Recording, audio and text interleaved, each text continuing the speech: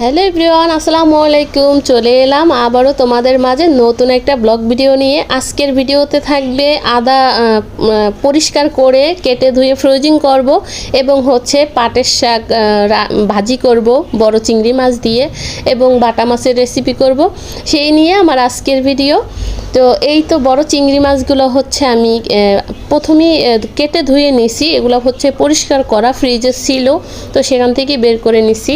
আমি ওইখান থেকে একটু সামান্য করে পিস করে নিচ্ছি। আর আমার কাছে আজকে ছোট চিংড়ি মাছ ছিল না, সেই কারণে ভাবলাম যে বড় চিংড়ি মাছ দিয়ে রেসিপিটা করে নেই। তো আমার কাছে হচ্ছে চিংড়ি মাছের তরকারি হোক এবং শাক হোক সবসময় ভালো লাগে।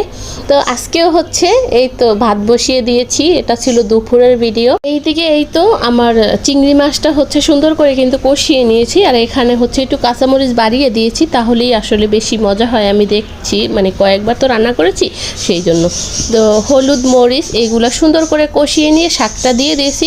আর এই শাকটা হতে কিন্তু বেশি সময় লাগে না, একদমই কম সময়ের ভিতরে শাকটা কিন্তু সুন্দর করে হয়ে যায়। আর আমার কাছে ইদানিং এই শাকটা খুব পছন্দ হয়েছে, মানে পাটের শাক খেতে এত ভালো লাগতেছিল, মানে এই চিংড়ি মাছ দিয়ে। তো ছোট চিংড়ি মাছ ছিল না, তো সেই জন্য বড় চিংড়ি মাছ দিয়ে আজকে রান্নাটা করেছি, আর অসম্ভব মজা ছিল। তো আমার প্রিয় প্রিয় আফুরা, তোমরা কিন্তু এইভাবে পাটের শাক রান্না করে খেতে পারো, অসম্ভব মজা। আমার কাছে ভালো লেগেছে, তো সেটাই হচ্ছে শেয়ার করলাম। আর এখানে বড় চিংড়ি মাছ ছিল আজকে, তো সেই জন্য আরও বেশি মজা। তো আমি একবার ভেবেছিলাম যে বড় চিংড়ি মাছ এভাবেই রান্না করি, আজকে শাক রান্না করব না। তারপর আবার ভেবে দেখলাম যে না, হচ্ছে আমি অল্প একটু শাক এভাবেই রান্না করে নিই। আর জান্নাতের বাবা হচ্ছে এই শাক মানে সে একদমই বেশি একটা পছন্দ করে না, যদিও সে পছন্দ করে লাউ শাক, তারপরে হচ্ছে লাল শাক, এই সমস্ত দুই একটা শাক পছন্দ করে, সব শাক পছন্দ করে না। এইদিকে এই যে বসে গেছি, আদা নিয়ে আসছে সেগুলা পরিষ্কার করার জন্য। আর আদা রসুন পেস্ট এইগুলো আসলে পরিষ্কার করতে কিন্তু অসম্ভব কষ্ট। তো একবারে যদি অনেকগুলা করে নেওয়া যায় তাহলে দেখা যায় অনেক দিন চলে যায় এবং মাস চলে যায়। তো প্রতিদিন কষ্ট না করে হচ্ছে একদিন কষ্ট করাটাই তো বেশি ভালো, তাই না? এখানে মনে হয় হাফ কেজির একটু বেশি ছিল আদা নিয়ে এসেছে, তো ভাবলাম আজকে সবগুলোই হচ্ছে আমি সুন্দর করে পরিষ্কার করে ধুয়ে ফ্রিজে রেখে দেব। তো যেদিন লাগবে সেদিন আবার হচ্ছে ব্লেন্ডার করে নিব। তো প্রথমেই আমি হচ্ছে বটি দেওয়ার চেষ্টা করছিলাম, কিন্তু বটি দেওয়া হচ্ছে আমি বেশি একটা পারতেছিলাম না, আর হচ্ছে চামড়াটা বেশি আর কি ছোলা হয়ে যেতেছিল। এদিক দিয়ে আমার কিন্তু ঠান্ডা লেগে গেছে প্রচুরভাবে, আমি হাঁচি দিচ্ছি, তো সেটাও হচ্ছে ওইখানে দেখা গেছে। যাই হোক, এই তো তারপরে আমি ছুরি দিয়ে যখন করতেছিলাম তো ওইটাই দেখলাম আমার কাছে সহজ, আর হচ্ছে তাড়াতাড়ি হয়ে গেছে। আর আদার সাথে যে বেশি অংশটাও কিন্তু ফালানো যায় নাই, চাকু দিয়েই আমি ভালো করে হচ্ছে করে নিছি। এইদিকে দেখলাম আমার পাখিগুলো খুব সুন্দর করে খেলা করতেছে, আর হচ্ছে ওদের খাবারগুলো খাইতেছে, মানে একজনকে একজন হচ্ছে সরিয়ে দিয়ে আরেকজনে খেয়ে নেয়, এরকম অবস্থা। ভিতরে হচ্ছে আরেকটা বাটি আছে, তো ওইটার ভিতরে আমি খাবার দিয়ে রাখি, অনেক সময় আছে শেষ হয়ে যায়, খাইতে খাইতে শেষ হয়ে যায়, তো মনে হয় শেষ হয়ে গেছে, তো ওইটার থেকেই ওরা কারাকারি করে খাইতেছিল।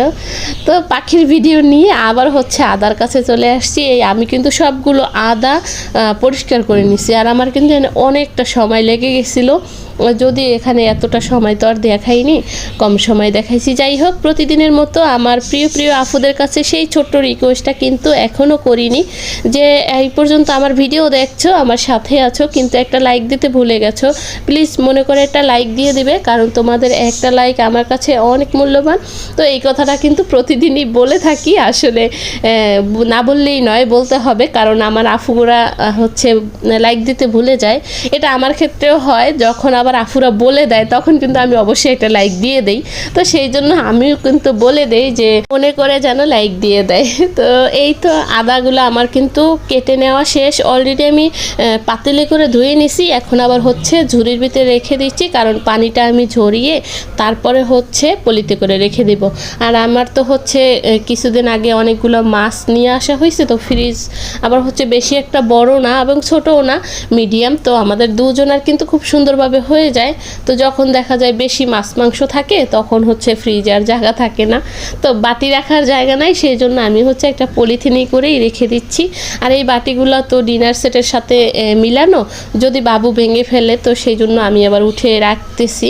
তো অন্য অন্য বাটিগুলার হচ্ছে আমার এতটা মায়া লাগে না, কিন্তু এইটা তো হচ্ছে ডিনার সেটের সাথে মিলানো, সেই জন্য এটার জন্য একটা আলাদা মায়া কাজ করে। তো বাবুর থেকে সাবধানে রাখতে রাখতে আজকে ভাবলাম যে ওদেরকে ওদের জায়গা মতো রেখে আসি। তো রাইখা এসে এখানে আবার হচ্ছে, এটা ছিল সন্ধ্যার পরে, আমার হচ্ছে আদা রসুন ছুলতে ছুলতে আজকে একদম সন্ধ্যার পর হয়ে গেছে রান্না করতে করতে। আর শাকভাজি তো দুপুরবেলা করেছিলাম আমার জন্য, আর এটা হচ্ছে জান্নাতের বাবা রাতে আসবে তার জন্য বাটা মাছের রেসিপি করতেছি। সে তো হচ্ছে একদমই এই শাক খাবে না, যত ভালোভাবেই রান্না করি সে শাক খাবে না, মানে পাটের শাক খাবে না।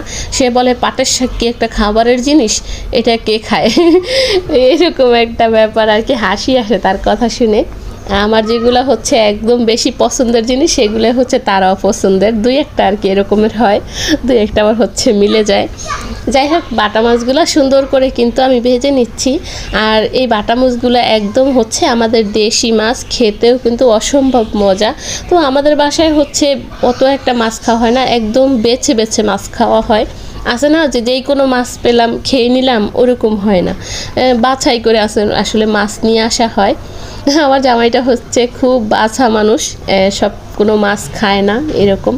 যাই হোক, মাছগুলো ভেজে এখানে আবার হচ্ছে একটা আলু দিছি সাথে, বাবুর জন্য ডাল রান্না করব, আর ওর হচ্ছে একটা আলু, এইটা নিয়ে ওর একটু ভাত খাওয়ানো হয়। তো সবসময় হচ্ছে আমি যেই কোনো মাছ রান্না করলে ছোট একটা আলু সাথে দিয়ে দেই, তো এখানেও সেম। আর বাচ্চা ঘরে থাকলে আসলে যতই চেষ্টা করি যে নিজের মনের মতো করে একটা খাবার খাবো বানিয়ে, সেটা কিন্তু কখনোই সম্ভব হয় না। বাচ্চার জন্যই আগে টেনশনটা করতে হয়, চিন্তাটা করতে হয় যে বাচ্চা কি খাবে। তো সুন্দর করে কষিয়ে তারপরে ঝোলের পানি দিয়ে দিলাম, এটা বলক চলে আসলে মাছগুলো সুন্দর করে দিয়ে দিব। আর আমি এখানে আলুটা ভালোভাবে একটু সেদ্ধ করে নিছি যেন আমার মাছটা বেশি সেদ্ধ করতে না হয়। এই তো বলক চলে আসছে, এখন হচ্ছে উপর থেকে মাছগুলো দিয়ে দিচ্ছি। আর এখানে একটু জিরা দিয়ে দিব, ধনিয়া পাতা নাই আমার কাছে, শেষ হয়ে গেছে, তো এখানে হচ্ছে আমি জিরা দিয়ে দেব। আর এই মাছটা হচ্ছে জিরা দিয়েই বেশি ভালো লাগে। তো আমার প্রিয় আপুরা, তোমরা কিন্তু জিরা দিয়ে এই মাছটা রান্না করে খাবে, আশা করছি তোমাদের কাছে অনেক ভালো লাগবে। আমার কাছে যেটা আসলে ভালো লাগে আমি কিন্তু সেটাই শেয়ার করি এবং সেটাই বলি।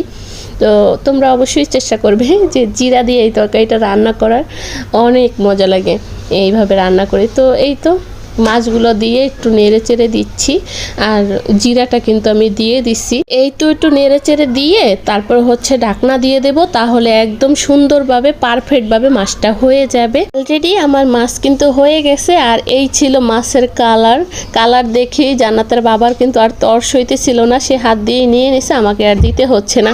যাই হোক, এই ছিল আমার আজকের ভিডিও, তো এখানেই বিদায় নেব। আল্লাহ হাফেজ।